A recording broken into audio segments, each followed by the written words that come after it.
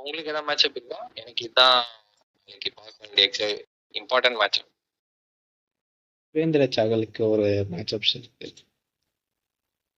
Okay, அவங்க சகலை கடைசியா எப்படி போடணும்னு கத்துக்கிட்டாங்கன்னு நினைக்கிறேன், சகலை யூஸ் பண்றது.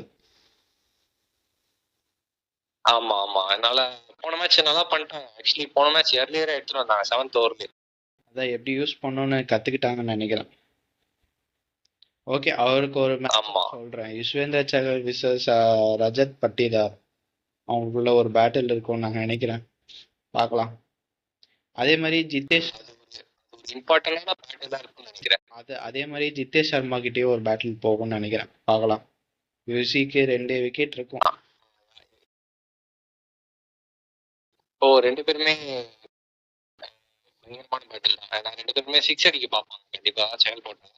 வாய்ப்பு இருக்கு, விக்கெட் விழ வாய்ப்பு இருக்கு.